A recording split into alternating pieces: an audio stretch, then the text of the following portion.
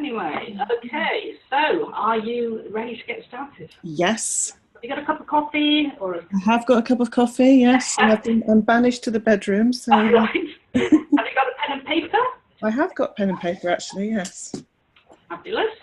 So you can take some notes and then I'll sort of draw things together at the end as well. Okay.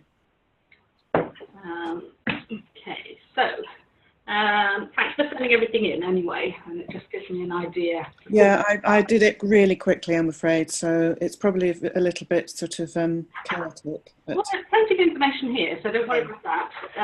And also this is why we have this session now, so that we can then pad it out and start looking for any links and give you an idea of how to move forward. Yeah. Okay. So you have read one of the books. Have you read my book or somebody else's book in this field? I think I've lost you. Oh no, we don't want to have problems with the internet.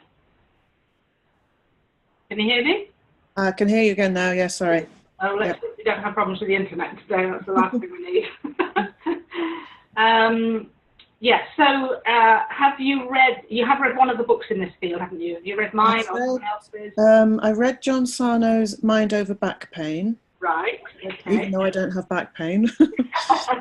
And I'm about 2/3 of the way through Howard Schubiner's Unlearn Your Pain. Great, that's lovely. Okay.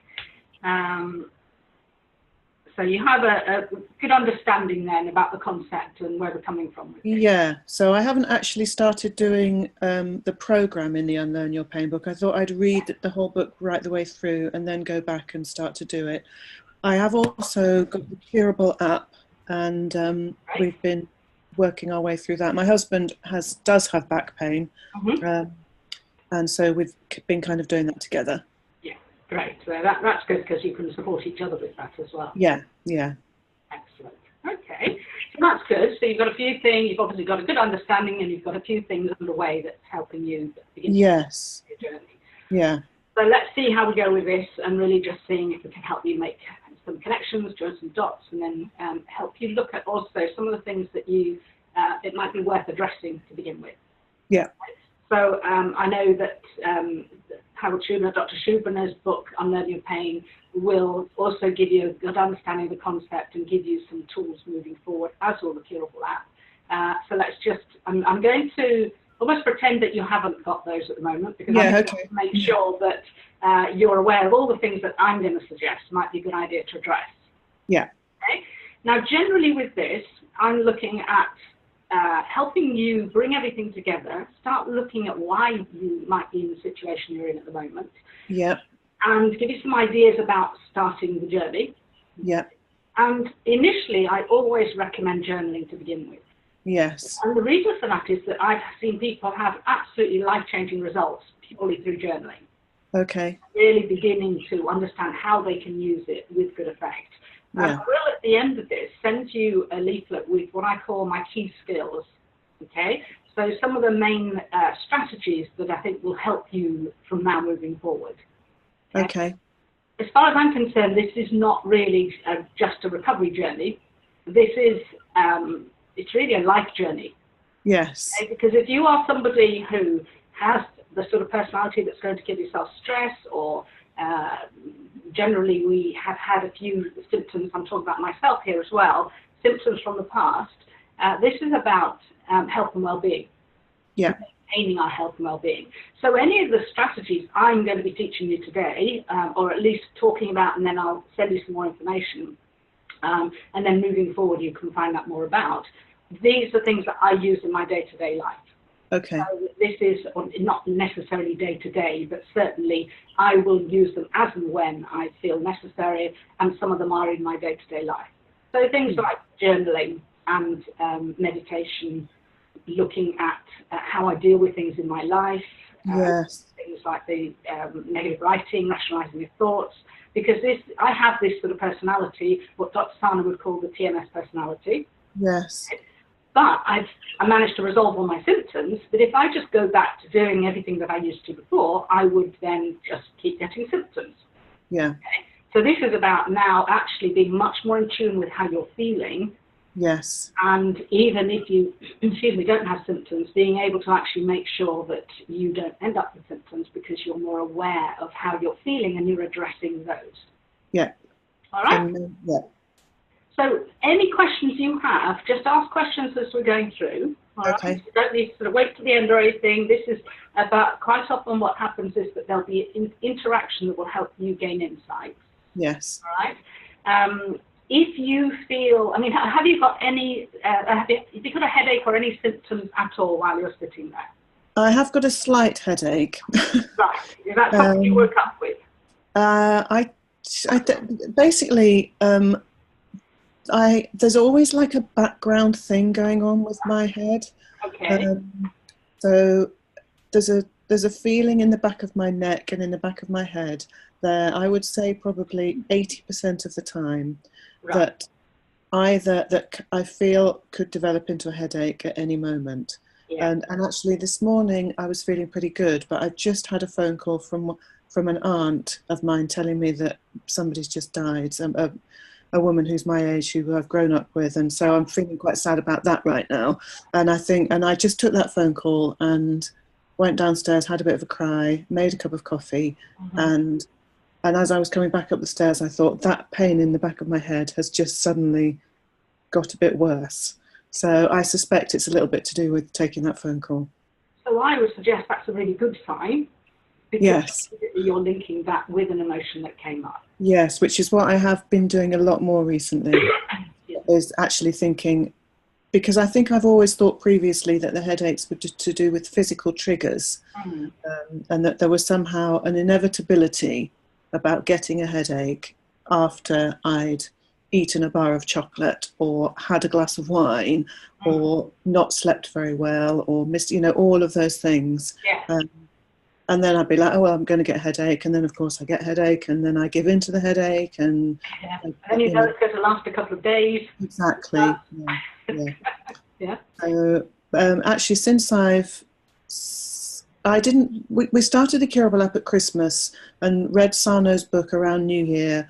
And then, so it's been a few weeks now. And I think I thought nothing much was happening, that it wasn't really going anywhere and that I was still getting the headaches and nothing, although my husband's back pains pretty much disappeared, but my headaches, but actually the last 2 or 3 weeks, and I really have, I think previous to that, I'd started to go back and make some connections between childhood stuff and possible stresses from a long time ago. And I think the headaches are definitely different and milder, definitely milder. I haven't had a rip-roaring, got to go back to bed headache for about a month, which for me is pretty good.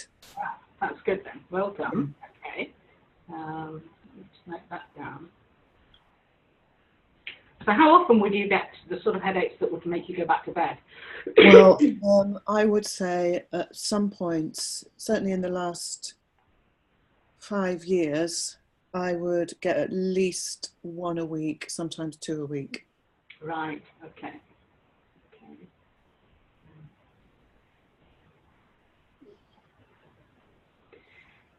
Okay, so what I'm going to suggest is that we actually launch straight into one of the strategies that I recommend to patients and I encourage them to do on a regular basis. Yeah. Because this is about emotional awareness. Yes. Okay? And you're coming here today feeling sad and feeling that emotion within yes. you. Yes. I was going to suggest anyway that you just notice how your head feels or any other symptom in how your body is while going through this. And just notice if there's something we touch on and you suddenly feel a stabbing in your head for whatever reason. Yeah. Then that's usually something that's worth actually acknowledging. And we can do that as we're going through, and that then is a good exercise for you to practice. Yeah. Okay? So are you happy if we talk through one of the main ones on the key skills sheet, so you'll have that to take away with you anyway afterwards. Yeah. And if we go into this, then what I'll do is I'll talk you through it. We won't be able to spend too much time on it because 90 minutes goes really quickly. Yes. It's really hard to sort of fit everything in as well. And I'd like to make sure that we've sort of gone through the full assessment and at least make sure that you're happy about the connections, some of which you've already made. But in this case, this emotional awareness exercise can be really helpful. And the idea is that rather than noticing the headache, for example, you actually notice the emotion that is going to trigger the headache. Yes. You can then deal with that so you don't get the headache. Yeah. Okay, and then in time you start sort of unlearning that neural pathway, as Dr. Schubert would say. Yes, exactly. Yeah. Okay? And it's like sort of pruning those neural pathways and developing more healthy ones. Yes. So what we're doing is focusing on how you're feeling. And generally what we do is we're not aware of it, are we? Because we're usually rushing around so much, keeping busy, because that's a great way to be distracted. Yes. Whether that's rushing around, whether that's sitting down and watching television, because again, we don't have to just pause and be still. Yes. Or it might be that that we eat too much, or we drink too much, whatever that, or smoke, as a way to make sure that we're just sort of soothing our emotions. Yeah.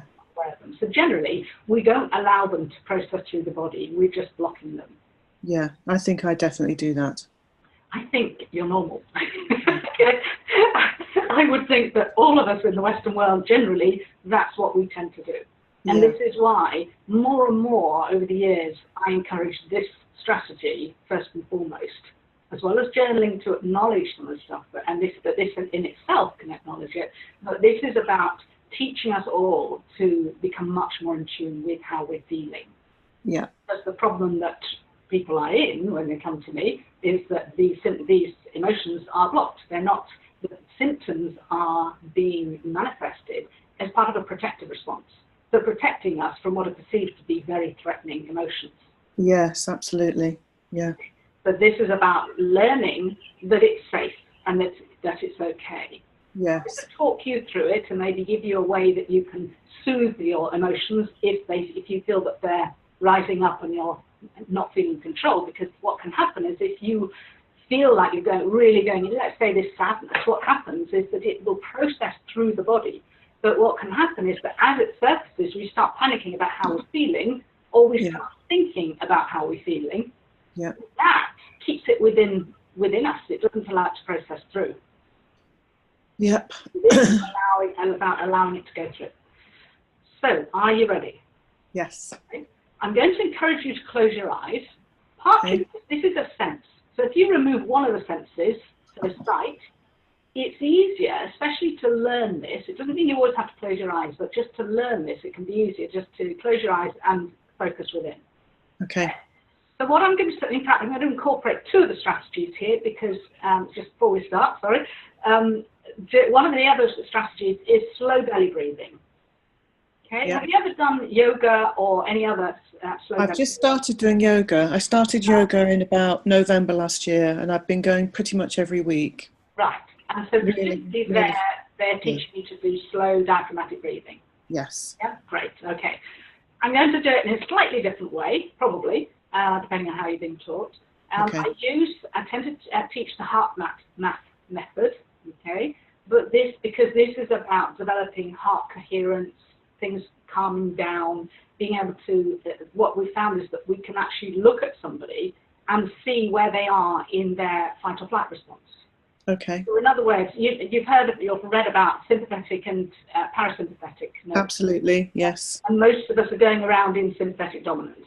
Yes. Okay, so in the fight or flight, however small. So not generally, if in primal times we get this shock, maybe we're chased by a lion, and then we run away, we expend that energy, that emotional energy by running away, and then we relax and everything calms down.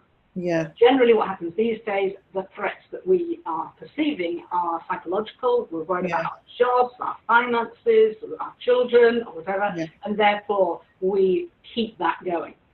Okay, yeah, I get that, yeah. Yeah, and the science shows that when you observe somebody breathing, if they're breathing up here and they're breathing fast, okay, faster than I'm going to suggest, and generally, by doing that, they are in sympathetic dominance. Yeah. Okay? And one of the, my previous specialty was the respiratory physio, actually. And I used to work with people with panic attacks and hyperventilation, and we would always talk about gaseous exchange and not even consider the effect it has on the autonomic nervous system. Yeah. Okay? Whereas in this case, we're turning that round and we're actually looking at not only can you tell what somebody is like. So in other words, like a barometer for whether anybody is in fight or flight. But you can also use breathing as a dial down, so as a thermostat to start balancing it out. Okay? Yep. As you're breathing out, it's boosting the parasympathetic nervous system, so the calm, rest, and digest. Okay? Yep. Generally, people breathe 12 to 14 breaths a minute. Yeah. Too fast. Yeah. Okay? And most of us breathe up here, whereas the nice, relaxed, gentle breathing is belly breathing. Yes. And I encourage people to breathe, count to about 6 breathing in, 6 breathing out, because when there are a number of different ways of breathing, there's one that's called 3-7-8 breathing, and that's supposed to be very good last thing at night to help you go to sleep. And that's because you breathe in to a count of 3, you hold for a count of 7, and you breathe out for a count of 8. But that is a real relaxation breath. But if you are in a meeting at work, or in a position where you don't want to be all relaxed, okay, then that's the last thing you want to do. If your buttons are pressed in a meeting, or you're talking to your son, or whatever that happens, if you are triggered and you want to just calm things down before, so you don't react, okay, the wrong way, then actually by breathing in and out at the same pace, but slowly, you are actually balancing out the autonomic nervous system, but keeping yourself mentally alert rather than sleepy. So that's why I tend to use this. And when we're doing emotional awareness, I tend to just bring this in first to just help people just calm down and then start feeling. Yeah. All right? So we'll start with the slow belly breathing first of all. And again, this is like a snippet. It's not going to be all of it, but hopefully it will just help you start feeling, for example, allowing yourself to feel some of that sadness and just let it transition through, and then we'll move on. Okay. So let's start then. If you just close your eyes. Yep. And just focus your attention on your heart area. And just imagine as you're breathing in, the air is flowing around your heart. And as you breathe out, it swirls and flows around and out again. And as you're breathing in, you're letting your belly come away from your backbone and letting it settle down again. Now, before I go on any further, actually, is there any chance, Sarah, that we could get you to move the screen so I can just see a little bit about what's going on in your upper chest as well? Not just your chest, but that there would be great. Yeah. You look great. Lovely, thank you. So let's start again. Okay, so closing your eyes, attention on your heart, imagine the air flowing around your heart as you breathe in and out, and let your belly just rise away from your backbone as you breathe in, and let it go as you breathe out. Doesn't have to be big, definitely not fast, and just over time, just allow yourself to just relax more, really relaxing the upper part of your chest and your shoulders, and you're imagining the air going around your heart as you breathe in, and as you breathe out. And what that does as well is it keeps your attention out of your head and the thinking part. So if you're feeling anxious, the last thing you want to do is be in your head and feeling that and thinking and winding it all up. So all this exercise is about keeping your attention out of your head. So what I'm going to do is I'm going to count to 6 in and out just to show you how slow this is. And then later on you can have a go and practice this yourself. And I do suggest you just practice this off and on through the day. Okay. Okay? So it's going to be slow, so don't take all the breath in at the first go. All right? And so we'll just breathe in and then out, and then I'll start counting.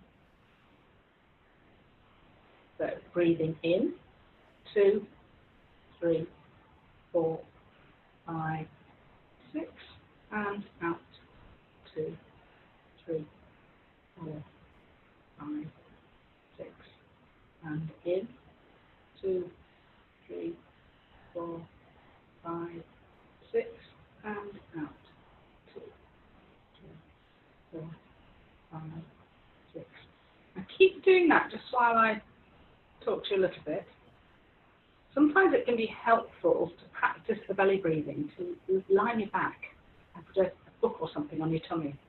And then as you're breathing in, you're just allowing your belly to rise, and the book will rise and then fall as you breathe out. Another way to practice it could be in a chair leaning forward with your elbows on the desk, because then you're bracing your upper chest. And again, it's easier for this slow, relaxed breathing. Okay? So don't try too hard. And it's more about just breathing really slowly, really relaxed and slowly. And you're really breathing about 5 or 6 breaths per minute. So you don't need to worry so much about the breathing at the moment, but do you feel okay? Do you feel a bit calmer? Feel good, yeah? Feel good? Okay, so keep your eyes closed now. And again, focus your attention inside your chest, whether that's the heart area or even in your belly area. And just notice how you're feeling. Just what I want you to do is just say out loud, and you can do this when you're on your own as well, because you're noting how you're feeling and any sensations related to how you're feeling. But you might suddenly say, I feel a bit tight in the center of my chest. And then you just let that go and continuing observing with compassion and curiosity. Yeah. You might say, I feel sad, or my head's tightening up, whatever that might be. So just ask yourself the question, how am I feeling? And then out loud, just notice, say out loud whatever it is you notice, if anything. Well, so there's a few physical things. I feel a bit tight in my right shoulder, and I have a bit of a pain up the right side of my head and into the front of my head on the right side. I'm feeling a bit sad. I'm feeling a bit anxious about a big art fair that I've got coming up over the weekend. Okay, so can we pause there for now, and I want you to go back to just noticing again. Yeah. And what you ended up doing, and that's normal when we're starting this, is you went into an explanation about why you were feeling anxious. Okay. This Yeah. is different, and this is why I'm picking up now, because this is the big thing that people struggle with. Yes. This is about feeling, not necessarily explaining or understanding, because this is keeping it out of your head. Yeah. So the other thing is noticing that your head is tight. So you've noticed that you feel sad and anxious. Yes. You've noticed that you have some of these symptoms, which is actually protecting you from the underlying emotion that's causing this anxiety. Yeah. Okay. So again, just ask yourself, how am I feeling? Just see if there's any shift or anything changes. And if it just say it out loud. In the meantime, just slow belly breathing and just notice with curiosity.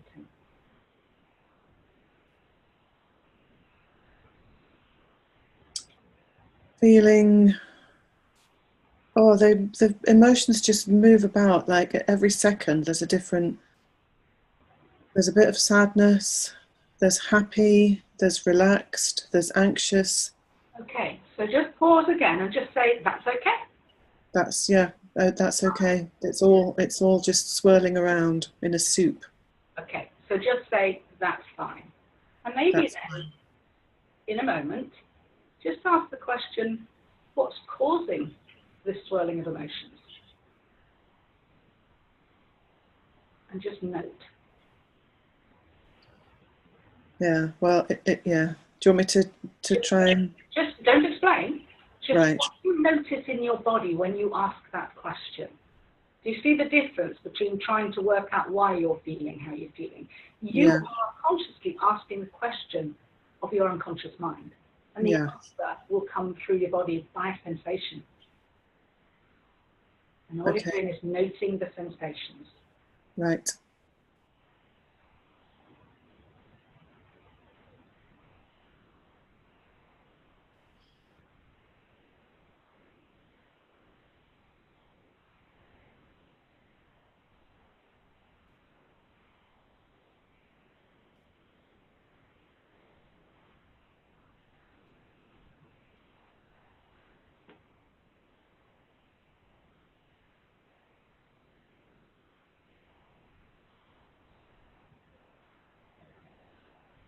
Okay.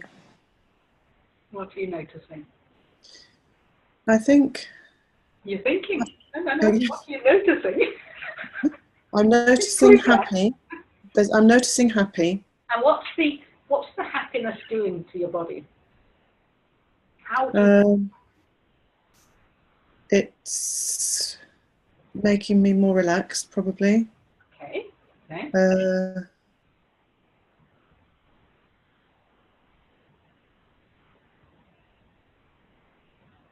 Yeah, I think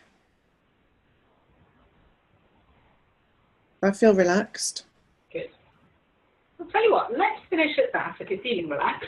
And probably the good cry you had earlier helped. Yes. Good. But do you see where I'm coming from with this?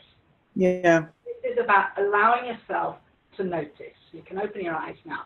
It's becoming aware. And the more you practice, the more you'll be aware when your buttons are pressed, when you have a symptom coming on. You can, even if you notice the symptom before the emotion, you can pause and just say, okay, what's causing this pain? Or what's causing this button pressing moment? And just sit with it and notice. And all you're doing is noticing with curiosity and then reminding yourself that it's okay. It's safe to feel this. Yes. This is what the scary bit is, okay? That actually it's about the emotions start surfacing and the pain can get worse. Yeah. Unless you just say, it's okay, it's safe to feel these, and let's start learning to allow these emotions to be processed. And so to do that without necessarily looking for an explanation as to why you're having those feelings. Yes. Yes. Often what will happen when you just really calm yourself down and you allow yourself to do this, you'll get an insight. Yeah. I've just recorded somebody else that we're going to be using on the training who kept thinking. So she's been doing this for a while, but is very much an overanalyzer, thinks, overthinking warrior. And it's taken a while, as it often does, to really realize that this is not a thinking exercise, this is about feeling. Yeah. After bringing her back into the body a couple of times, I then asked her to say, so what's causing the shoulder pain? Before she even got to the question, the end of the question, she said, oh, I know what that was about. Yeah. And when she made that connection, she felt that emotion surfacing and then literally just, and then it disappeared. Okay? Right. So sometimes you'll be aware of it, sometimes you won't. But the more you start trying to look for the cause, the more resistance you're creating about you moving forward. I think what I do is I look for the cause before I've noticed the feeling, or it's the wrong way round. Yeah. I'm constantly thinking about the things that are, because I'm a worrier, and I think I'm thinking about the things that are worrying me. I worry about the past, the present, and the future, and that's all going on, and I'm not noticing the feelings. So that's very normal. So this is about noticing the feelings, and it might be that you gain a connection, you gain an insight. Yeah. Then you could journal about that at a later date. Yes. Okay, so you could still, and I would suggest you really practice journaling. If you find you're worrying about something, it's literally just to pause, feel how you're feeling, and then journal, offload it onto paper if it's that you're going over and over and over something. Two of the other strategies that I include in the key skills, one of them is called negative writing, okay, and it'll be explained in the leaflet I'll send you. And that's just literally, it's a cognitive exercise where you just literally write down on a piece of paper how you're feeling, what you're thinking, not necessarily how you're feeling, but the thoughts going around your head. Yes. Right, doesn't it? I'm not good enough, I'm worried about such and such, I hate this, or whatever. Yeah. And rip it up and throw it away. Yeah. You're using all your senses to do that then. Yeah. You can see it, mechanically you're writing it, and so you know that you're writing it, you can feel it, and you know that you're separating them from you, but these are thoughts, they are not part of you. Yes. So if you are noticing your thoughts, for example, who's noticing the thoughts if the thoughts are you? Yeah. Okay, the thoughts are not part of you. They're just. No, I think that's a really crucial thing that I've had trouble. I think that's been touched on in the Curable app with Laura Sago. She talks a little bit about that, and I had a real struggle getting around the concept of that. Just let those thoughts come and go. They aren't you. They're just passing through, and I think I've gradually got my head around that a bit more. And there's lots more that we can do to help with those. Yeah. In fact, in an assessment, most of it we're focusing at the moment on strategies. Yes. Most of it we need to really focus on the actual assessment, but there's so much more that can be helpful. But that negative writing, ripping it up, throwing it away, doing that every day is just reminding every day these are just thoughts and separating them from you. Yeah. Another one is rationalizing your thoughts. And that's if there's something that you're really worrying about, maybe about your son or whatever's happening on at the current, is actually write down your fears, write down how you're feeling. And this isn't a long journaling. This is about just, I'm worried about this, I'm scared about that, or I'm fed up with my headaches, am I ever going to get better? Yeah. And then rationalize it. So generally we say get a piece of paper and put a line vertically down the middle. Write the problems, the worries on the left, and on the right, rationalize it. Really be able to explain it from what you now know, from what you're experiencing, from what, well, Georgie said this, and the curable act said that, and I've noticed such and such, and the evidence this, or whatever it happens to be, or if it's to do with your son, what can I do? Okay? So that's what I can do, because if you are trying to change somebody or something, and this is generally something we get more into in the full program I do, then you're onto a sticky wicket, because you can't change someone else or a situation, but what you can do is work on yourself. Yeah. And by working on yourself, that then means that you can often change relationships. Yes. Okay, I might touch on this later on. Yeah, that's a very important thing for me. I think it is, which is why I brought that up. And hopefully we'll have time later on, and if not, maybe on another session, if you just want to get some more support, then that is something that often people need more support with, because this is about becoming more allowing, not of just ourselves and what we can and can't do, but of other people and situations. And we're trying to enforce a change, enforce something that was has already happened in the past, for example, or something about somebody now, and there's nothing we can do personally about it. Then it's ourselves we need to work on. But it's quite amazing how what a difference that can make, even in a relationship and the behaviour of somebody else. Because if you're reacting in a different way and not uptight and worried, they react in a different way. Absolutely. No, I definitely see that, and I can absolutely see a connection between my worry and Sam. Sorry. I can't just make that go away. And his behaviour, because he hates that I worry about him, and that makes everything worse. Yes. So if you start working on yourself, you can definitely improve that. Yes, absolutely. And I mean, I remember when my kids were teenagers and started going out in the evening, and I remember thinking, well, I can spend every night through their teenage years worrying when they go out for a drink, and nothing might happen, or I actually just let go. What can I do? So I used to actually leave the doors of their bedrooms open when they went out. So when I woke up in the morning or got up in the night and to go to the loo, for example, if the door was shut, I knew they were in. Yes. Okay. And I was able to just go to sleep. And I had a feeling in the past, maybe I'd be one of those mothers that used to worry until they came in. But I didn't, and I used to just trust that everything would be all right. On one occasion, one night, we had an issue, okay, for one of them. And that was all in however many years. Okay? So not worth every night of worry for the running. Absolutely. And do you know what? That night we dealt with it. Yes. We dealt with what happened that night, and that's all there was to it. Yeah. Okay? So I could go more into this, but that will mean we don't have time for everything else. So this is more what we're covering in the program, looking at helping with the way we react to things in our lives, and helping us to learn to, rather than automatically and unconsciously react in the way that we always have. And one of these, for example, would be when your son says something and then you immediately start worrying. Another thing could be having a glass of red wine and you end up having a headache. And actually, that's become conditioned. It's a conditioned response. Absolutely. Okay? And you will be more heightened and have less resilience if you've just spoken to your son and you're worried. You're more likely to have that. Okay? Yes. Remember, beliefs play a huge part in this as well. So if you believe that when your headache comes, you're going to have it for 2 days, you'll probably have it for 2 days. Yeah. Okay? So it's changing that belief around. And again, that's something that can take time to sort of work through. but this is learning about being able to start learning to consciously respond rather than automatically and unconsciously react in either with a symptom or with anger or something. Yeah. Okay, so let's move on. I'm just going to cover some of the things at the front first of all that you filled in. You say that you work at the university, but you also work as an artist and a printmaker. Yes.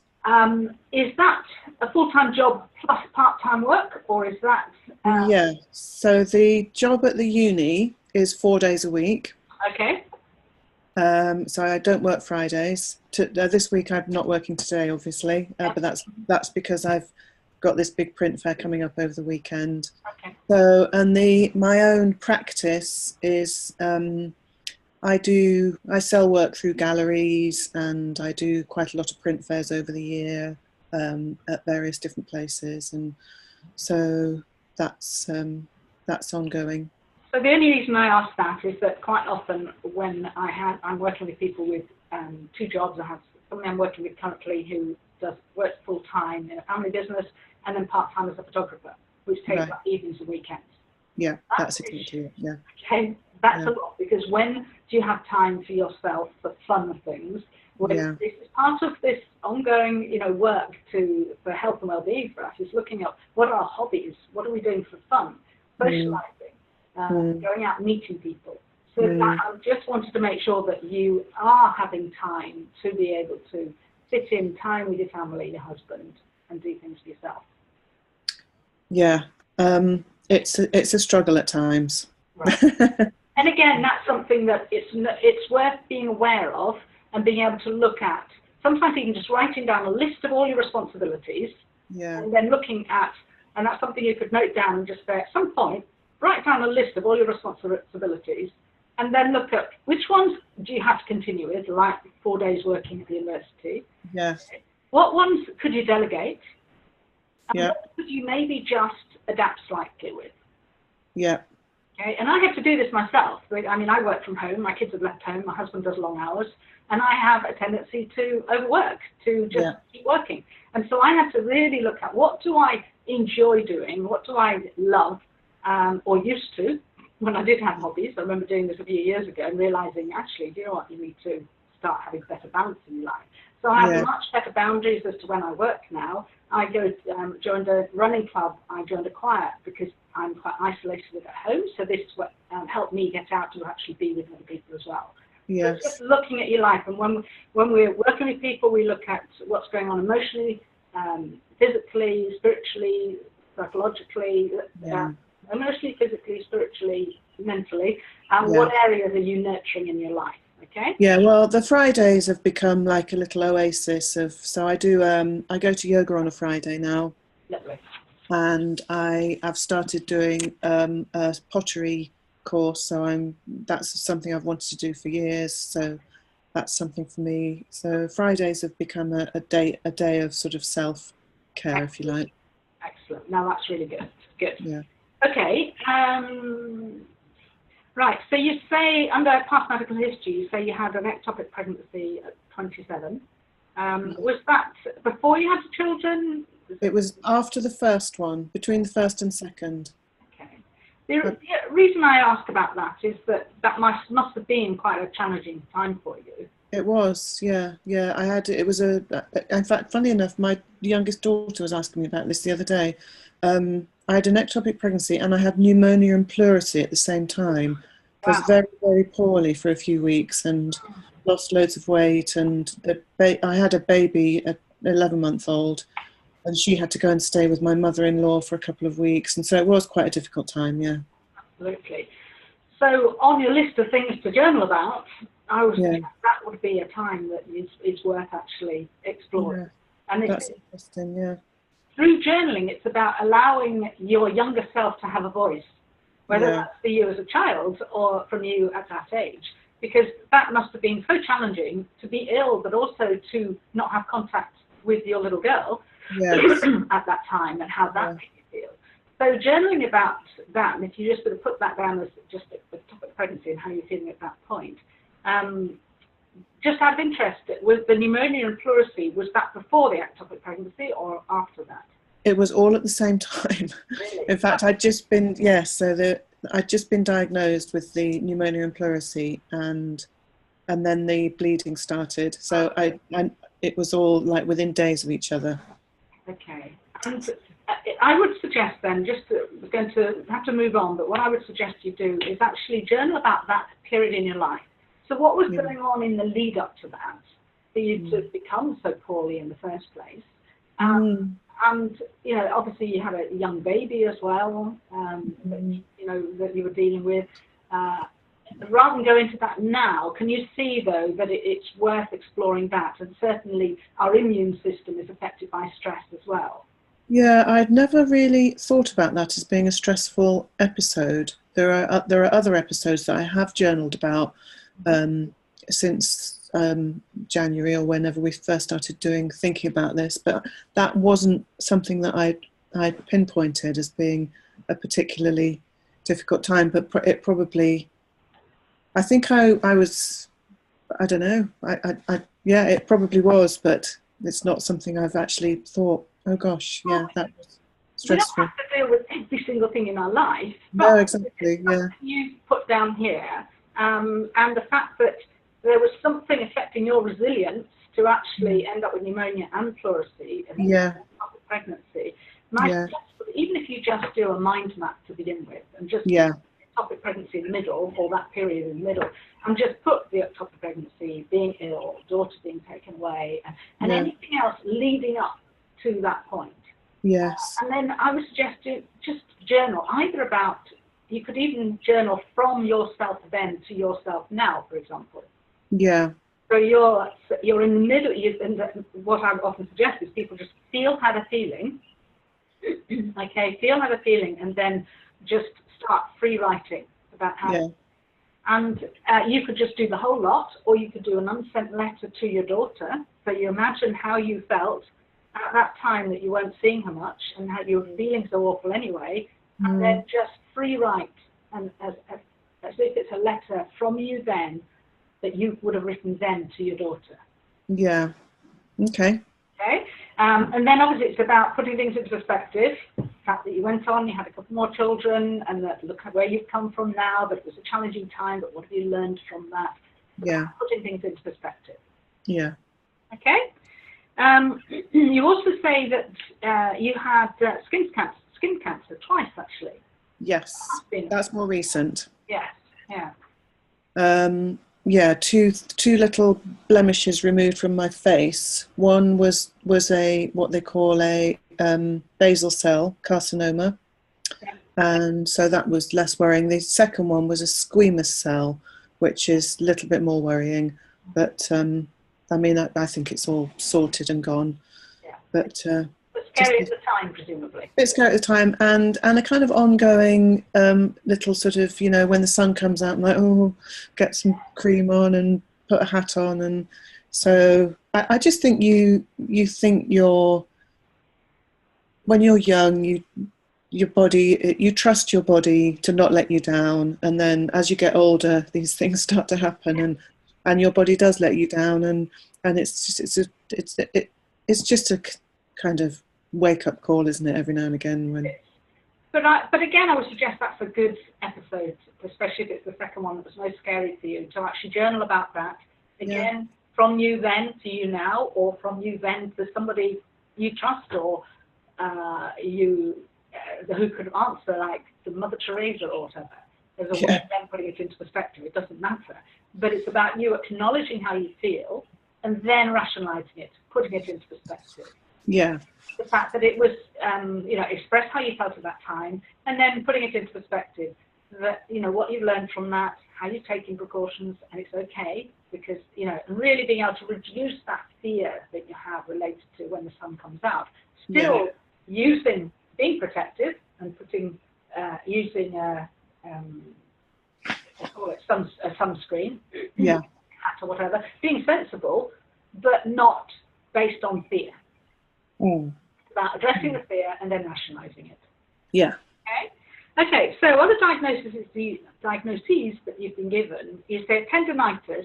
Tendinitis of where? I'm not sure. But it was a funny episode which I started about a year ago, almost exactly, sort of February, March time last year, and it became very painful on the top of my foot.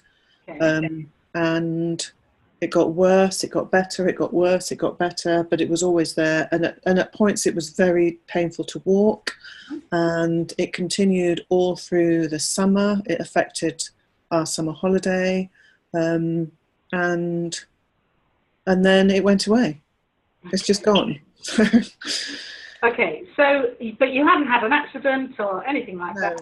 No, I put it down at the time. I put it down to having a particularly busy period at work, because it's because my job's quite physical. Yes, so I'd been on my feet for a few days, but actually now I think was a lot to do with the stress about Sam. Okay. So that definitely makes sense. And I have to say, a couple of years ago, 18 months ago, my mother-in-law has severe dementia, and we were going down there every day, a couple of times a day, and all sorts of stuff was going on. And there was one day I was in her room cleaning up, and then I suddenly felt a stabbing in my left ankle. I'd been running that morning, no problem at all. I'm standing in her living room and get a stabbing in my ankle. Yeah. And overnight it swelled up. It was really painful. If I'd actually seen a physio, they would have definitely said this is a peroneal tendinitis. There was no heat and swelling, sort of no heat and redness, but there was severe pain and swelling. Yeah. Okay.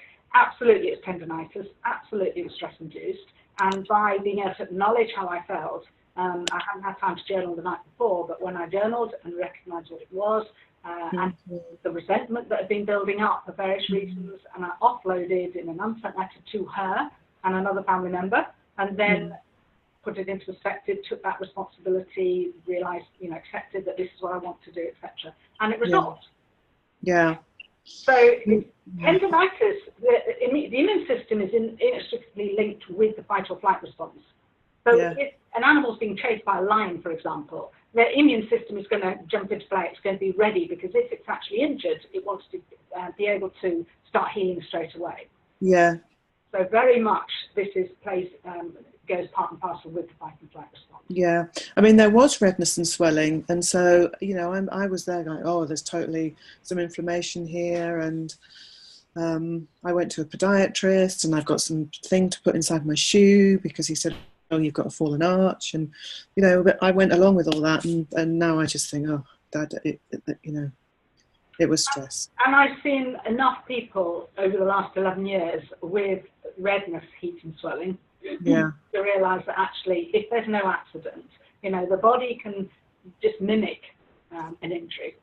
Yes. So yes. Generally, it's just a pain. Sometimes it's pain and swelling. On occasion, there is still the other signs of inflammation. But it's then looking at the history as to what's been going on, why. Yeah. Yeah. And if there's no harm in actually it's important to get things checked out anyway. But in the meantime, doing all this work can only help. Yeah. Yeah. Okay, acid reflux, you've already made that connection with anxiety and acid reflux, and absolutely bowel issues, will probably come on to this, bowel issues very much linked with anxiety and stress. Yeah, yeah. Like your second brain in the stomach. So yes. Again, pelvic pain, we won't have time to go into this as well, but you've had everything ruled out. Pelvic pain is another common symptom that I see with with. So if you've had a test to rule everything out, it will be stress-induced.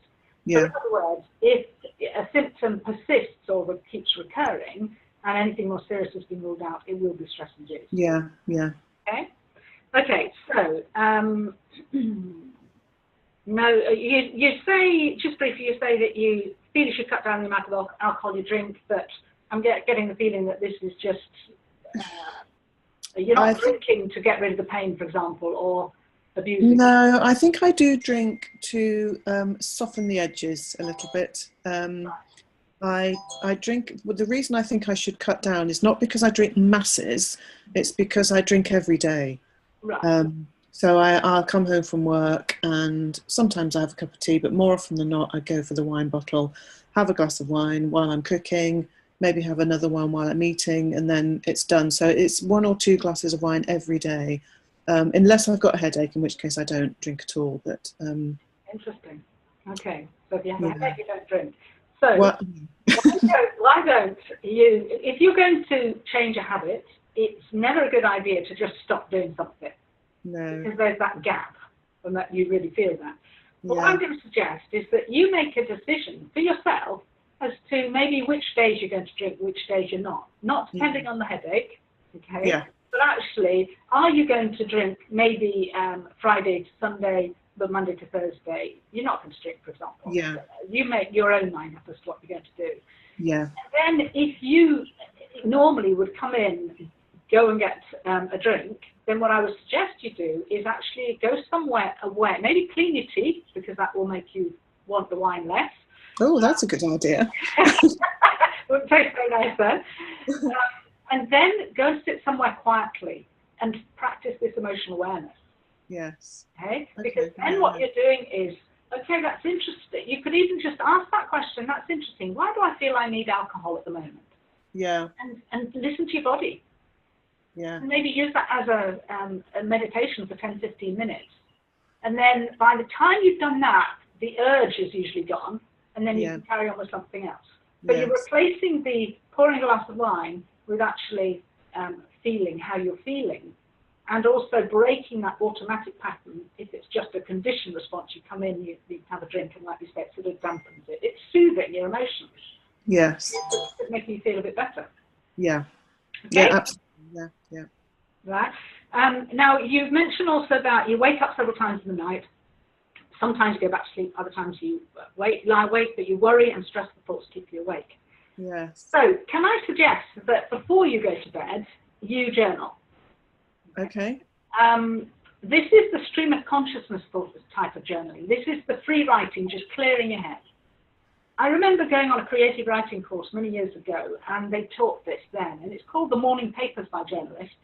Clears the head so they can then focus on work. Okay? And I used to do exactly that. Wake up, I'd sometimes come down, watch the telly, or have a chamomile tea, wait till I was feeling sleepy again, then I go to bed. And I knew that I was going to use this at night, not the morning. Right. Okay? Because I knew this would help clear my head of any thoughts, worrying thoughts. And then if I woke up, I would just be able to go back to sleep. And that's exactly what happens. Right, that's interesting.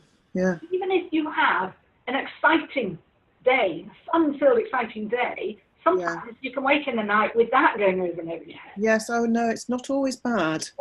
Yeah. But I mean, mostly it's stuff that's out of my daughter, my youngest daughter, has moved back home recently, which is another slight stress. It's kind of a good and bad thing at the same time. She's here temporarily because she's got a new job in Sheffield and she's looking for a house to buy, but right now she's living here. Mm-hmm. She works as a midwife. She was on night duty last night. She set off in the snow. She'd had to get back from Sheffield to Cawthorne this morning. So I'm lying awake at 3 o'clock in the morning thinking, it's snowing. It's been snowing all night. She's not going to be able to get home. She's going to ring me on her phone at 7 o'clock in the morning, stranded on the motorway, and I'm going to have to go and all these things. And of course, she walked through the door at 8 o'clock this morning, absolutely fine. Yeah. And so it's just wasted anxiety, wasted worry. If you were living at home, you wouldn't know. So this is you learning to control this. Yes. So one of the ways, and again, we don't have time to go through everything, but one of the ways is literally before you go to, the rationalizing of thoughts for something like that, definitely. Yes. Okay. But on a general, basis, before you go to bed, not necessarily right before you go to bed, but sometime in the evening, just free write. And even if it's just, I haven't got anything to write about tonight, but you write it, because your thoughts never stop. And then but I must remember such and such, and oh gosh, I am a bit worried about so-and-so, and what am I going to do about such and such? And sometimes if there's jobs going in there, I must remember to do such and such, I'll ask them. So this this isn't necessarily the emotional journaling where you just want to rip it up and throw it away. Yes. And I'm very aware that in Unlearn Your Pain, Dr. Shubhana doesn't recommend you do that. Yes. Personally, I do, because I feel like it's another way of just addressing maybe a past really emotional thing, ripping it up, throwing it away, showing that you're moving on from there. Yeah, I have done, in the little bit of journaling I've done, I've put it in the fire. Good. And the other thing is that if you're writing uh, so that other people can read it, you will not be as uncensored. So No, part of it exactly. for me is that if you get a piece of paper and you just either write on top of your write a line and then write on top of the line again, then even Yeah. if somebody walks in the middle, they can't read it. But Yes. also you will be far more uncensored. You know how every now and again you just think, oh my God, I wish I could just kill them or whatever. You don't want anybody to read that. This is just a thought, a reaction, and therefore you can rip it up and throw it away and then rationalize it. Yeah, and actually, I think I find that helpful. I mean, I think Schubiner does say that people, I think he does talk about people who've ripped it up or burnt their whatever, drawn stuff and then put it in the fire and or whatever. And I don't think I'd be able to do it unless I knew I was going to destroy it afterwards. No, quite. And it's your decision. But when people don't do it, then I'm just asking what they're writing about, how they're doing it. Do they feel that they are really being uncensored? Yeah. Okay. But the nighttime journaling is really just clearing your head, just following your thoughts, fast writing, just following your thoughts with the pen and just seeing what comes up and wherever your thoughts go. And often you'll gain insights about things. And if there's something specifically you're worrying about, then rationalize those thoughts before you go to sleep. Yeah. Okay, and I'm sure that will help with your sleeping. Yeah, I think that's a really good idea. That is a good idea. Other things that can help, but I think that may well be helpful for you. Yeah. I'll do that. So moving forward, so when oh yes, you mentioned therapist specialists that you've seen. Are you? Is there any therapy that you're ongoing with at the moment? Anything that you're ongoing with? No. Great. Okay. No, I've spent so much money and so much time on, and none of them have. The physio worked for a bit. She was lovely. I'm going to stop you there. I'm really sorry, Sarah. But only because for me it's more important that you're ready to move on, and I want to really make sure that we've got time to focus on the rest of the assessment. Yeah, no, that's fine. What I would just say is that they all worked for a little while, but not for very long. No, quite. And this is what we want to do, is actually start looking at the underlying cause rather than working on the symptoms. Yeah. Because if you're treating the symptoms, they can work for a short time. Yeah. It very much depend on placebo and everything. Yeah.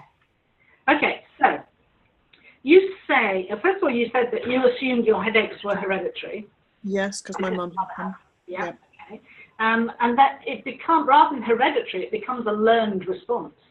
Yes. Okay? And it's very often that somebody will grow up with somebody who has back pain and they develop back pain. Yes. Okay, so this is more about a learned response than what we've seen. Yeah, I think I'm beginning to realise that now. Yeah. Okay, and even if something's in the genes, you know, that with epigenetics, the studies around epigenetics now, it shows that the genes respond depending on the environment around in the cells, and the environment around the genes and in all the cells depends on the environment around us. And if we're living in a very toxic, stressful environment, then there are lots of neurochemicals going around the body related to the stress that's actually causing every cell in our body to feel stressed. Yeah. That can actually determine how the genes are expressed. Yeah. Okay? So in this case, absolutely, this will be a learned response. This won't be something that you won't have it just because your mother has on a physical. No. Yeah. You say that you think you'd had headaches right through teenage years, but you say that it's really 30 years ago that they started, and that was the time that you were saying you'd moved from London to Yorkshire. Yes, that was a massive thing. I mean, I can't really remember when the headaches started to become something that affected my life. I think that I just took a couple of paracetamol and they'd go away. But it was really that time when we moved up here that I think I noticed them properly having an effect on my life. And did you have had you already had all your children by the time you moved up to Yorkshire? I was pregnant with the last one when we moved up. So quite a stressful time, apart from the anger towards your husband for enforcing the move. Absolutely, yeah. You were pregnant, looking after two little ones. Yeah.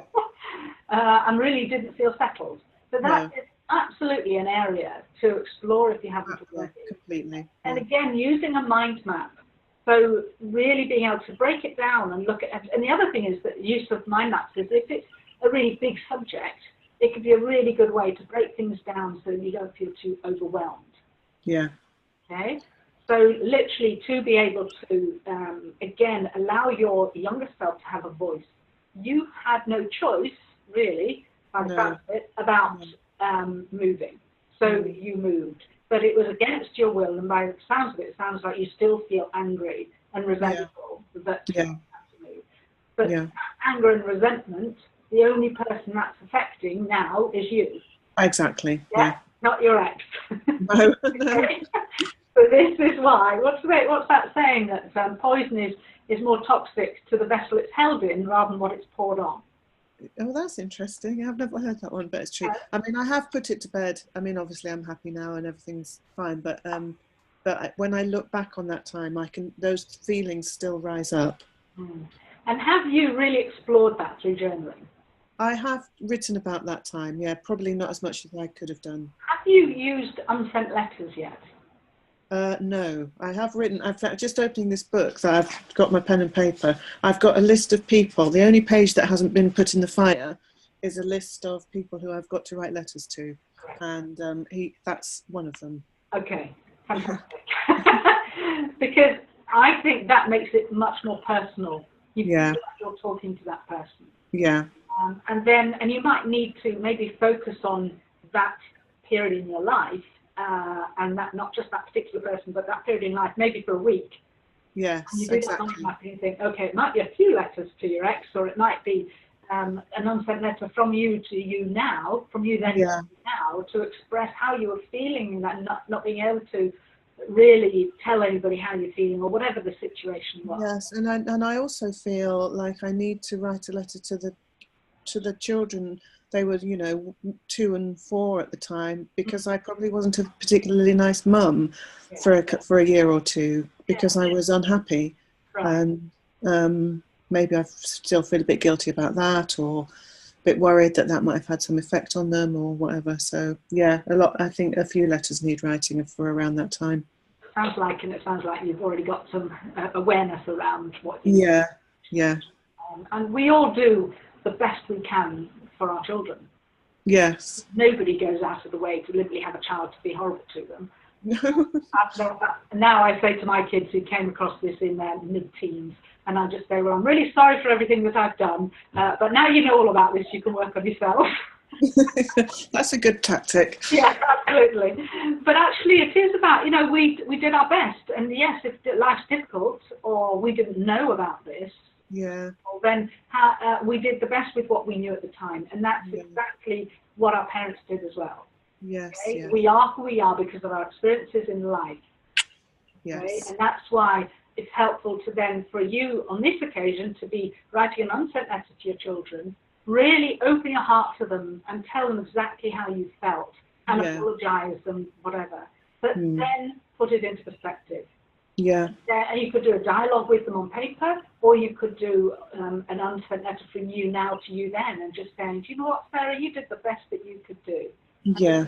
Time. And actually, look, they've ended up okay, whatever, etc. Yeah.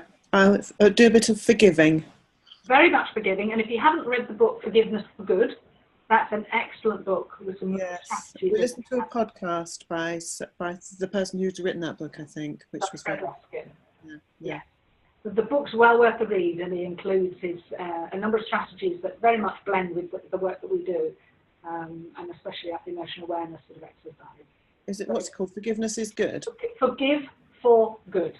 Oh, Forgive for Good, right. Well worth a read. Yeah. And while we're on the topic of your ex-husband, I would suggest, use him as another one to write unsent letters to. Not just about that time, but explore everything else. Okay. Okay. Where are we?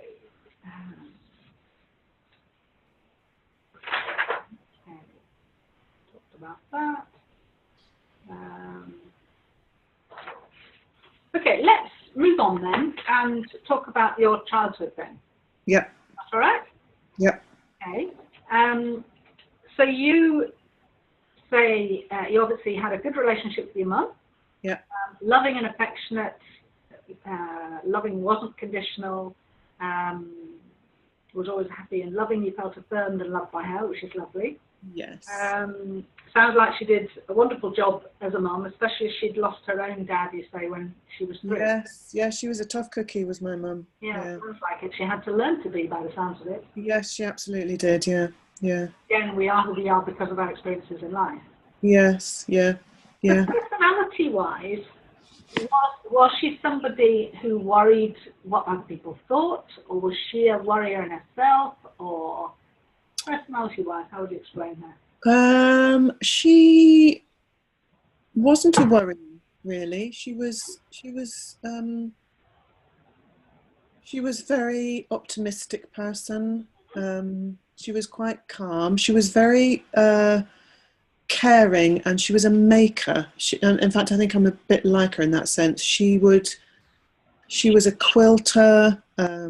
She was a homemaker. She cooked. She baked. I think maybe she eased a lot of stuff through her making of various things and her nurturing. And I don't remember her being a worrier particularly. I mean, she obviously, there were certain times when she would worry about the children or worry about my dad or stuff, but that's not an overriding feeling I have about her at all, that she was a worrier or particularly anxious. Great. Okay, that sounds good. So obviously that did develop a strong resilience.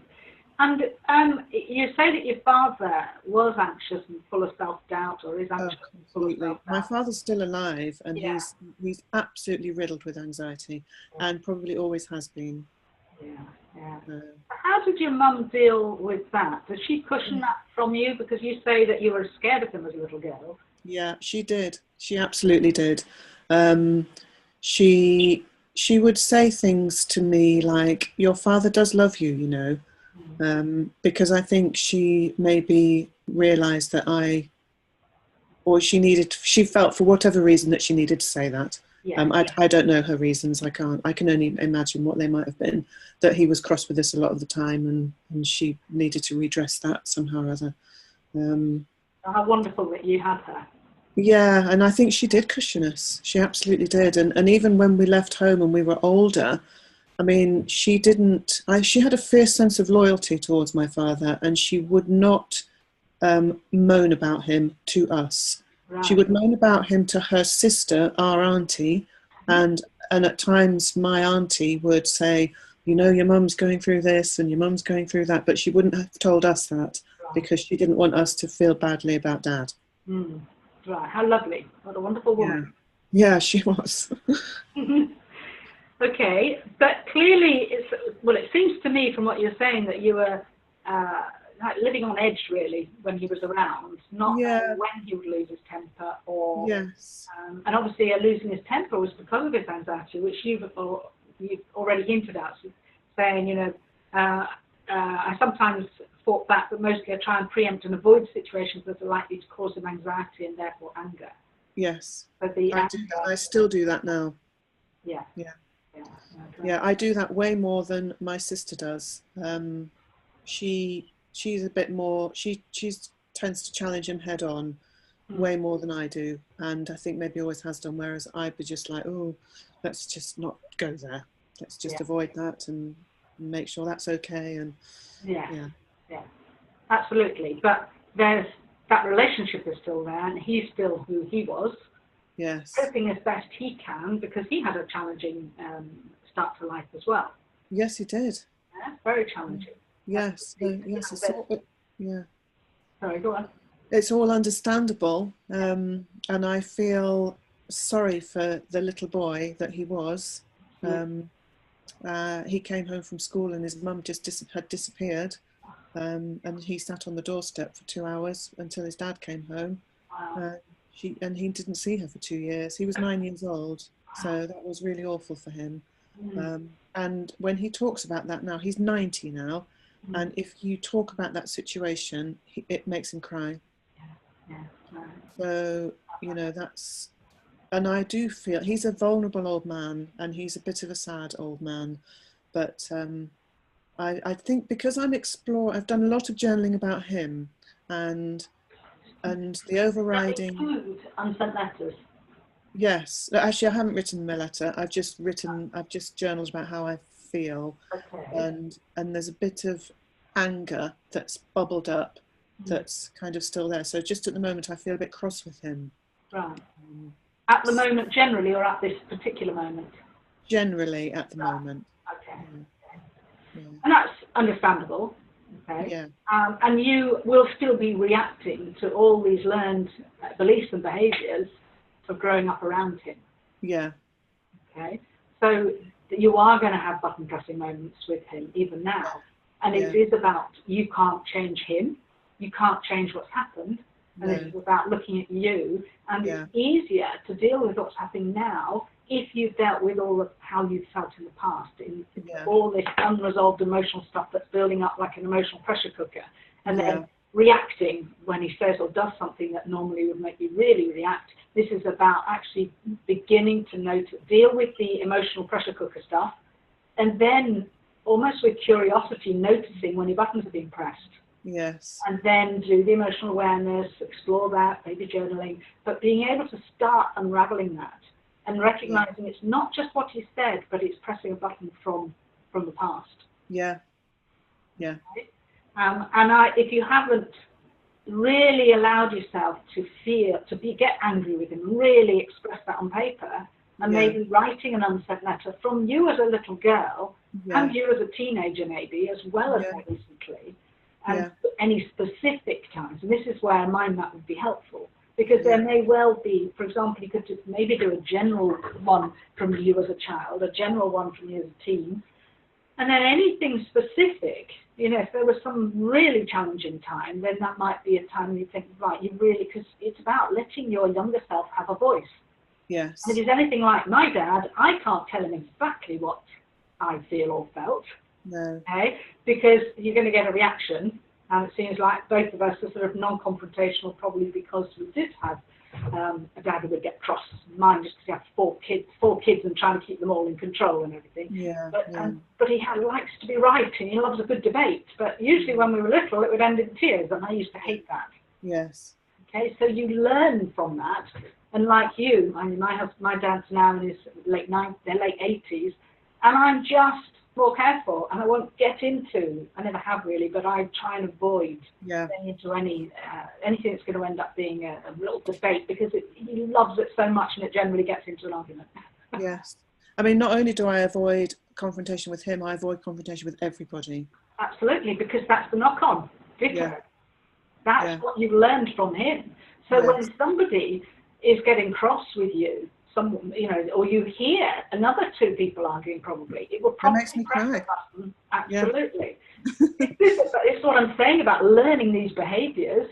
That's why, and now you're beginning to recognise that. Then it's about dealing with all the stuff in the emotional pressure cooker related to your father.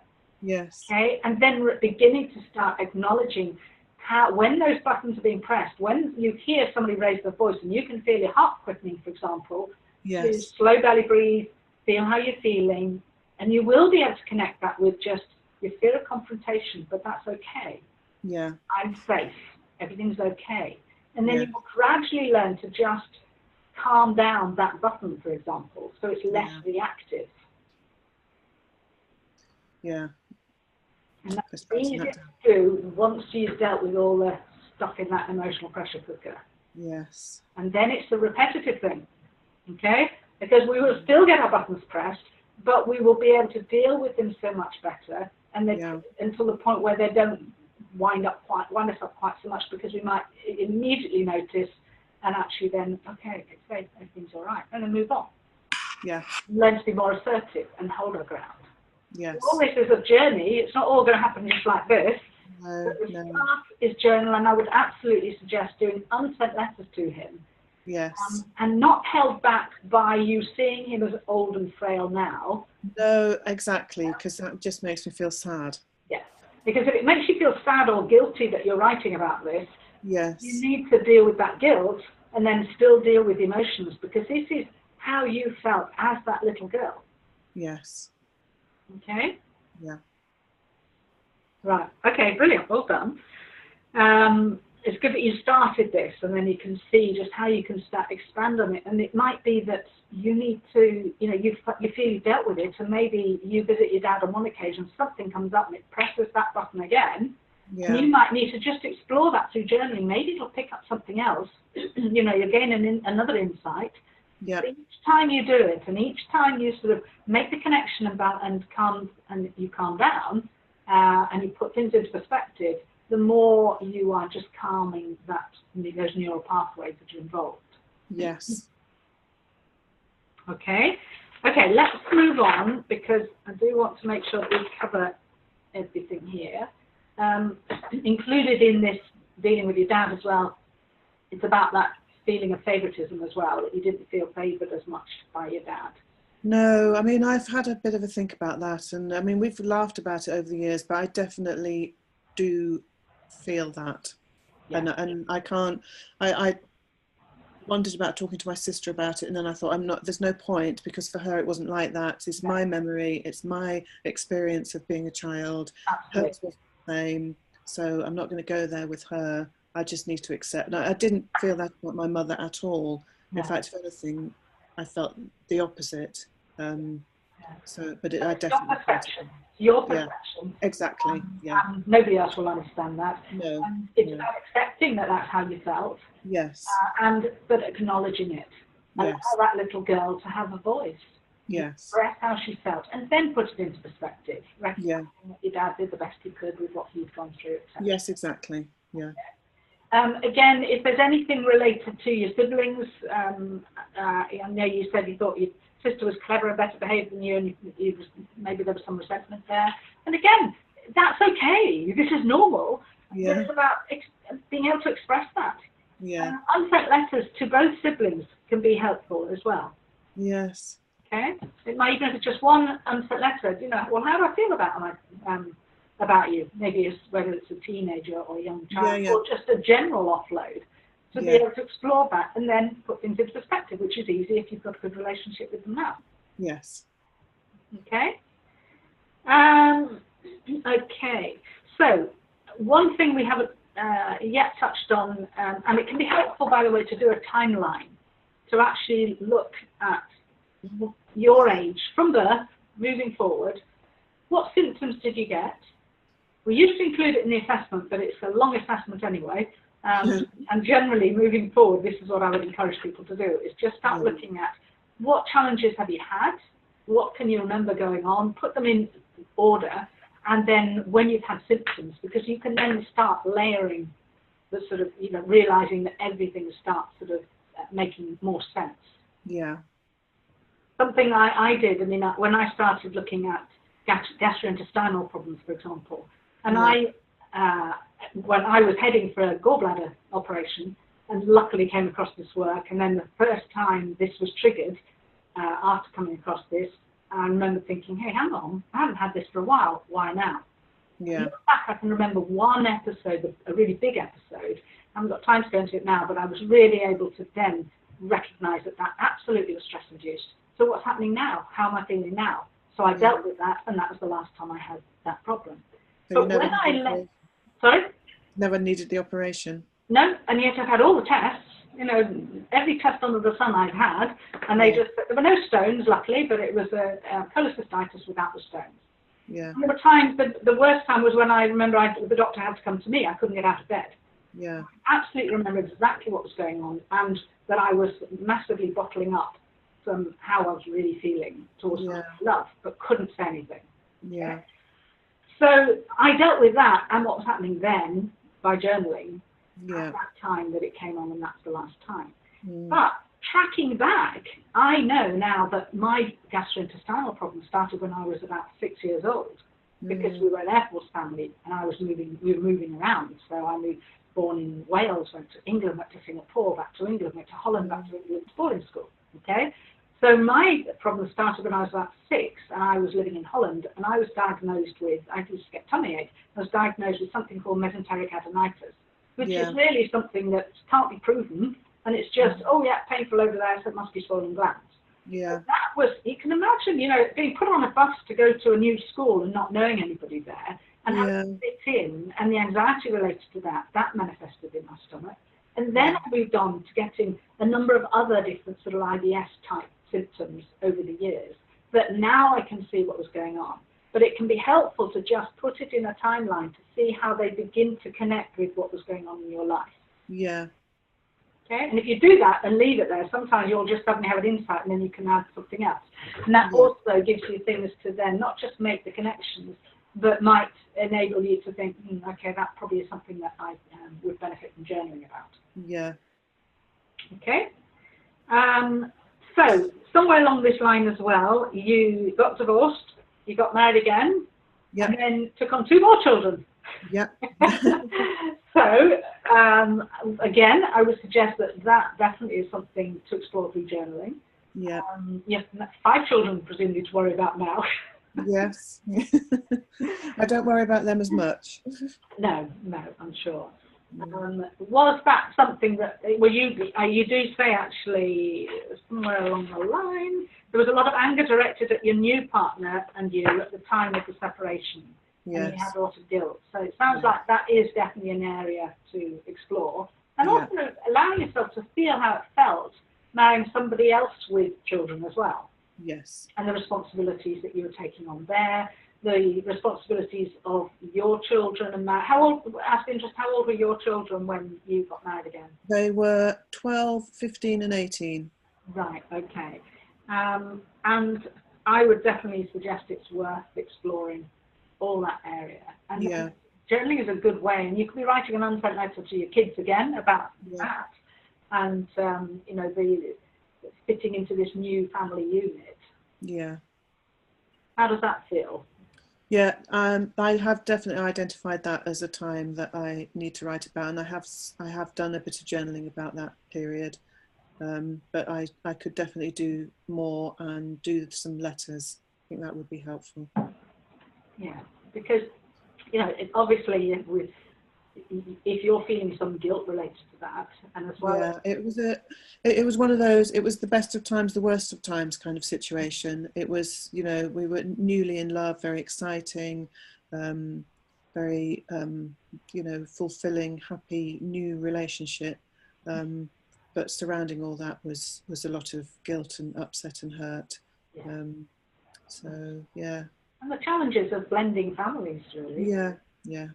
So I would suggest that's another mind map. Yeah. I'm just looking at who's involved in all that and what unsent letters, you know, that might take a week of just sort of generally focusing on that as well. Yeah, I think to give these things time to maybe concentrate on one at a time. Would you recommend that? Or absolutely. You know, this is a journey. This is not about, okay, this is what you need to do in the next week or 2. No. There's lots of different stuff here. And it's about what can you learn from all of this. It's about making sure you take time, even if it's just on a weekend, that you choose a topic and that you address that. And then moving forward, there's no rush with this. And then, because in the meantime, you're going to be beginning to make more of a connection with what's happening with your headaches, with using the emotional awareness, using the slow belly breathing to really start make that connection with how you're feeling, or if you just get the symptoms, so you can preempt them. Okay? Yeah. Not just about this. One of the things, I'll just point out now, it's not about telling the pain to go away. Okay? And yes, some people can manage well by just saying, no, I'm fine, go away, pain. But actually... that's a Schubiner thing to do, I think. From reading his book, you just tell it where to get off. And and it can be helpful, and certainly Dr. Sarno, that's the approach. And it can be helpful, but if you were a child that was shouted at a lot as a child, you know, or there was abuse or neglect or anything like that as a child, and you didn't feel emotionally supported through your childhood, then if you think of your symptoms being a manifestation, not just as a protective response, but like your inner child crying out for help, that vulnerable part of you, just saying, I'm scared, I can't cope with this. If you think of the anxiety of that little girl inside feeling anxious, and you're saying, oh, piss off, no, we don't need you, I can do this, then what are you doing but ignoring how she's feeling again? Yeah. And that's what we're doing when we're keeping busy, because then we don't have to feel. Yeah. Okay? So to me, shouting at your pain, telling your pain to go away is ignoring how your inner child feels. Now, that doesn't mean that you can't talk to them in firmly. So it might be just in a meeting that a headache comes and you just think, okay, so I'm hearing you. I can hear, and do the emotional awareness, and in your head just going, okay, I hear you. I know what's going on, and it's okay. We can do this. Okay, there's not a good time at the moment, so we'll focus on this another time. But for now, we need to get going. So together. Yeah, I mean, I think that feels to me to be a better. I think right from the beginning of thinking about headaches, I've thought that would be a better approach, because it's really there. My feeling is that the pain comes as a way of protecting. It's telling you that you need to do something, and so it's actually trying to help. And so I need to acknowledge that it's trying to help and just say, thank you very much, but no thank you, kind of, rather than just... Or it could be, thank you very much, how are you feeling, what's going on? And then you go into the emotional awareness. Depends on the situation. And if you think about it, a child needs unconditional love, but it also needs boundaries. Yes. So the unconditional love is the emotional awareness and being there for her and listening to her. Yeah. Okay, by the signals, sensations you're feeling in the body when you ask, okay, and tuning into how you're feeling. The boundaries are, in that meeting, just say, yeah, I hear you, but you know what, that's not a really good time. Yeah. We'll sort this out later, but for now, come on, we're just going to get on with things. Yeah. Or as one of my clients did recently, he had migraines, long history of migraines, a very challenging relationship, and hadn't been in touch for 2 years. He dealt with his own stuff, first of all, mended that relationship without even talking about it with the other person, just mended it. Coming home after an annual do, but normally he'd stop at the services and he'd get a migraine, because it's like dealing with it, coping, because it affects, it was a family member, it affects all the rest of the family as well. So on the way home, he would generally get to the services halfway home and he'd start with a migraine. Because finally it's just keep going, we're going to cope with this, and then I'm nearly home, and then back. Yeah. This happened this last time as well, okay? Because it was conditioned. Yeah. Get away, halfway home, can finally relax, and it started. And he said he knows when it's going to be a big one or not, and he said this was going to be a biggie. But he said on this occasion, I listened in. He just was walking to the services, feeling how he felt, and actually just saying, you know, okay, I know how you're feeling, but you know what? It went really well. Everything's great now. You know, I know you're a bit nervous, but this is just because it's always happened. We're okay. We can do this now. We don't need this migraine. And he avoided it. It resolves. Okay? But rather than just saying that, if you think of the resistance involved with saying, right, go away, I don't need you now, we're just going to carry on, that's creating resistance rather than empathically and self-compassionately listening in, just saying, yeah, okay, we'll deal with it. Yeah, and I think there's a lot of fear around the headaches coming, because you kind of think, oh God, it's coming, it's going to get a grip, I'm going to start feeling sick, I'm going to have to go back to bed, and I think by getting angry with the headache, it's ramping up the resistance. It fuels the anger. It fuels the fear. Sorry. It definitely fuels the fear. It will definitely then, and your expectation that you're going to get the migraine as well, backed up with that, will mean that you're more likely to. And the functional MRI scan shows that actually, the anticipation of pain means you will get pain. Yeah. Okay. So this is about tuning in, and again, there's more to this that down the line we could do if you feel you need more help later on. Yeah. But for one, a way to start dealing with this, you know, for one of the things, if there is a lot of fear about the pain and the symptoms, it's about acknowledging that and looking at the relationship between you and your pain and beginning to see it as a protective response, and to get out of your head and go and into the fear, rationalize it, and then, okay, what are you trying to tell me? And then deal with that. Yeah. Okay. So one of the personality-wise, I'm just going to quickly look at this. I can find where I am looking. There we go.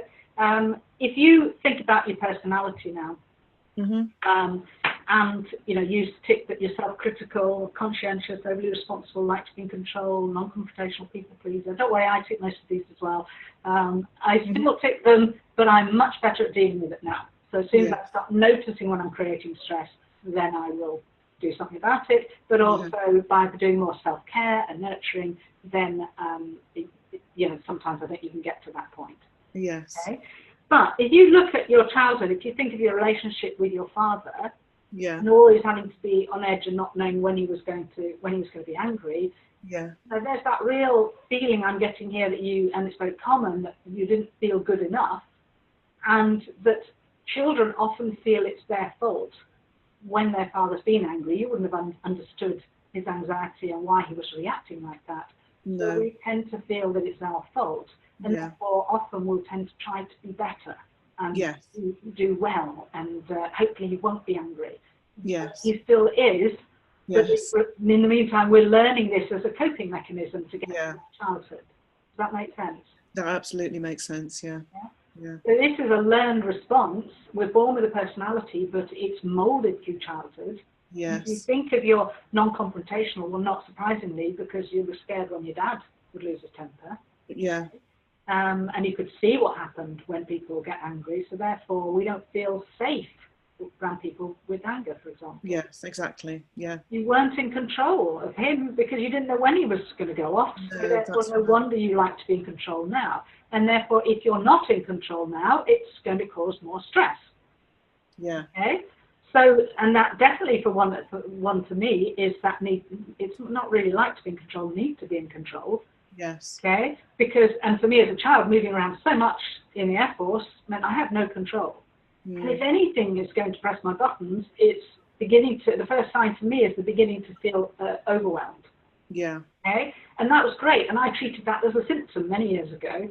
Okay. So why do I go into overwhelm? How does it make me feel? What's causing it, etc.? What can I do to actually prevent that? And therefore, catching the emotion before I go into overwhelm can actually stop that. And looking at, if you're out of control, okay, if there's something I can't control, I need to look at what can I do and put things into perspective, etc. Yeah, yeah. So it's learning to deal with how these personality traits or beliefs and behaviours, which are other things that we go more into in our programme, how these are impacting us and causing us to create self-induced stress, and then what can we do about them? Yeah. Okay? So that's like a longer step. This is more about habitual patterns and conditioning, and starting to look at what can we do about that, which is today's not about. But you can see that, excuse me, that strong drive to be helpful, need to be good or liked, that you will have learned as a child with your father. Yeah. And then it was great to help you cope at that time, even if it wasn't always successful. Yes. But actually, then that we learn that, and then in later life, all that becomes a cause of self-induced stress. Yeah.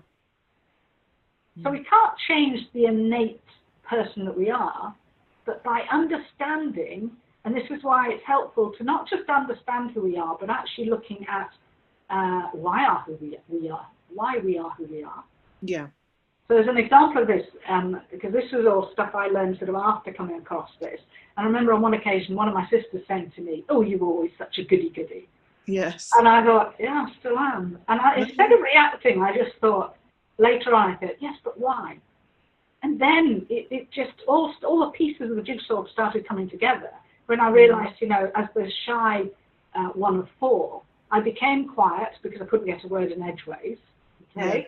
Yeah. And my mother was a bit like your mother, very loving, very affectionate, as my father is actually. It's just he has lots of good debate and getting into an argument. But being a shy child, I didn't deal very well with that.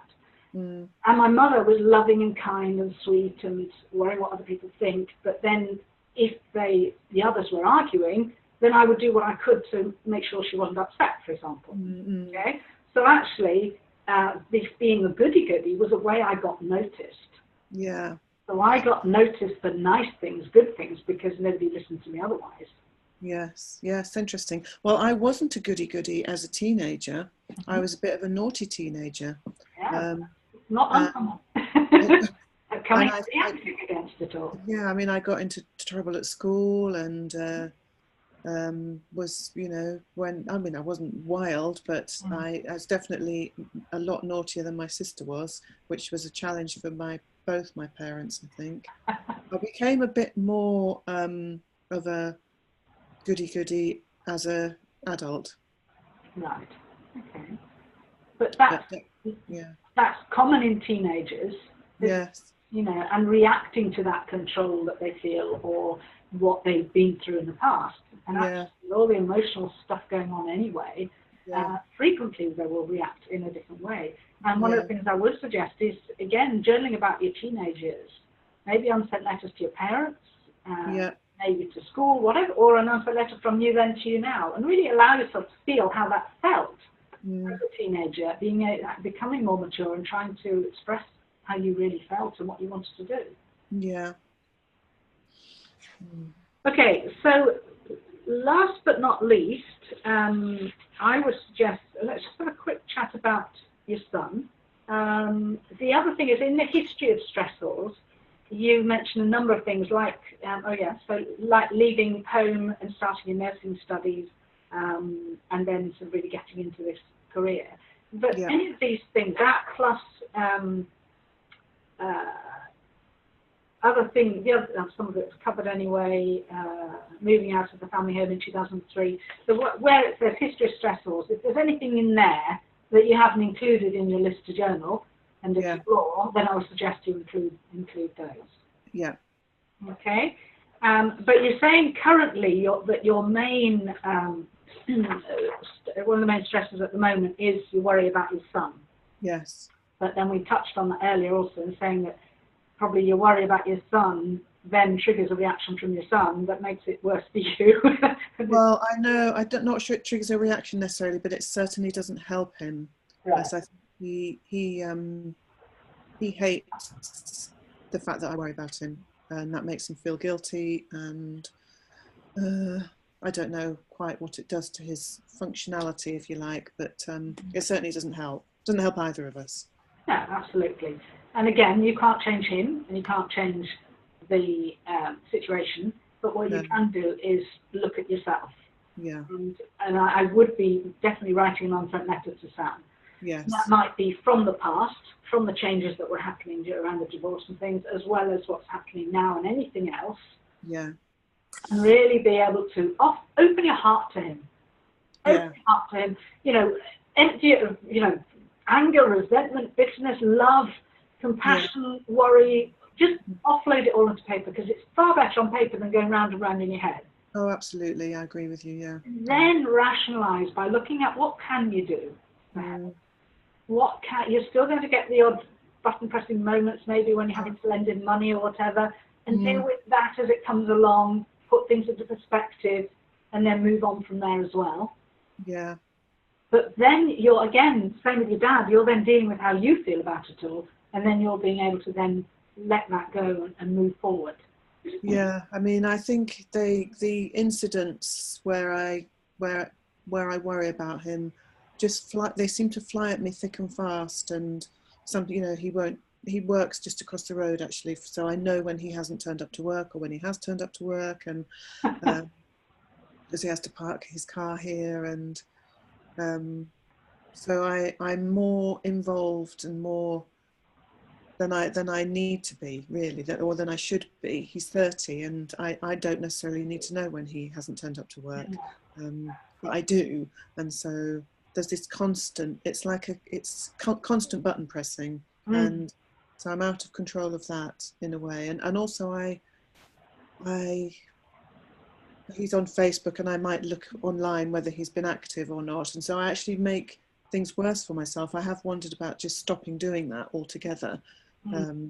Because I'm a bit of a slave to my own anxiety in that respect. So it definitely is about looking at how you're feeling that anxiety, and because if he lived the other side, I mean, my son lives 7 hours from here now, and so I don't know what he's up to all the time. No. And in a way, that's helpful. Yeah. But what I would suggest is that you acknowledge how you feel, you offload and really feel how you feel, and start understanding why you feel that way, but also how that then is causing you problems yourself moving forward. Yeah. And again, this is all stuff that moving forward, there's various other strategies and supporting things that we can help with that. But for now, I would be exploring how you feel, but also looking at what could you do to make the situation easier.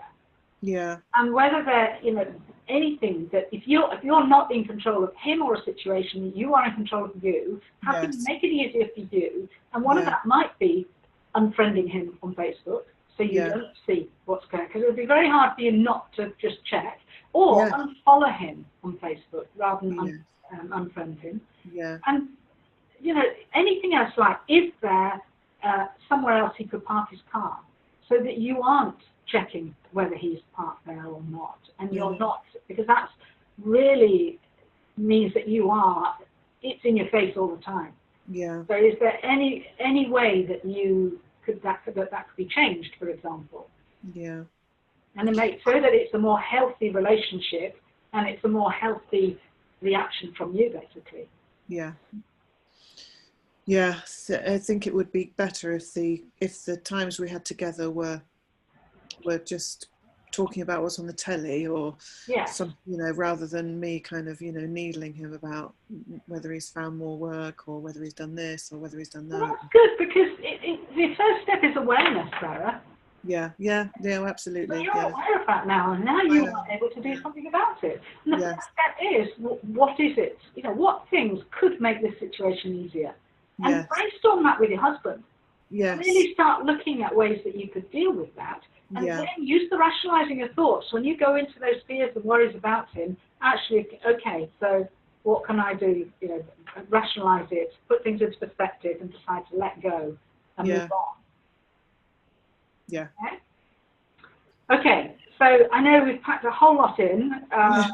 It just goes so quickly. I mean, generally I do a 2-hour assessment these days, but we're trying to sort of, even then, we don't cover everything, because this is about just trying to pull things together, give you an idea of what you can do moving forward, and some more strategies. So I will send those key skills. Okay. As we said before, this is a journey. It's not a rushing into it and feeling like you've got to journal everything. That's, our age, too much has gone on for us to do that in a week or two. Yeah. I need a bigger book. Yeah. And to just explore and use journaling just as a way to get out of your head. And if you're finding that you're using journaling constantly to go over and over the same things, make sure you move on to that second step, which many people miss, which is putting it into perspective, rationalizing it. Yeah. Otherwise, you're focusing on the problems all the time. And the other thing is, like with your son Sam, when you've dealt with all the emotional stuff, and then you're starting to look at what can I do, some of the things would be starting to look, what are the good things going on in his life? What's so wonderful about him? And start to focus on those and what you can do to stop yourself thinking about what's wrong all the time. Yes. Yeah, that's a good idea. Yeah. Okay. Yeah. So, what else? So I will email you with these key skills, okay? Yep. And see how you go. Continue the Curable app. You've got Hal Schubener's book as well. See how you go with those. There is more help available if you feel down the line that you would benefit from that. Okay. And it might be that's less about the past stuff or about journaling and exploring the past stuff, and more about looking at in the day-to-day what is causing, the personality traits, the beliefs, the behaviors, what's triggering this self-induced stress and this anxiety, and therefore looking at helping you on dealing with things on a day-to-day basis. Yeah. Have you got any questions? No, I've written quite a lot of stuff down, and just some bullet points. So I'll read through that, and I'll look to get the key skills thing and get writing. Yeah, good. So it's a start. What I've got out of this is to do more journaling and more writing, and just more out of my head. Yeah. Okay. Into the fire. Yeah. Yes, absolutely. I'm beginning to realise that you can take responsibility for this. Yes. Okay? And to be much more aware of the connection between your emotions and the pain. Yeah. To practice that emotional awareness exercise, just as an exercise to practice for maybe 10 minutes morning, night, but Just also whenever the buttons are pressed or there's a beginning of a symptom, pause and say, that's interesting. How am I feeling? Yes. But not to necessarily try and work out why. No. Yeah. You don't necessarily have to do that. You can use your journaling, but even then with the journaling, if you're free writing, you're allowing things to surface. Yeah. If you go searching for something, of what's causing this, why is this happening, you're creating resistance and less likely for awareness to come and insights to be gained. Yeah. It's far better just to free write or to do the emotional awareness exercise and get out of your head and trying to overthink. Yes. Yeah. All right. Cool. Okay. So hopefully you've joined a few more dots now. Yes. Let me know how you get on anyway. I will, yes, and thank you. And I hope it's been a useful thing for your training. Absolutely, I'm sure it will have been. So thank you very much. I appreciate it. Okay then.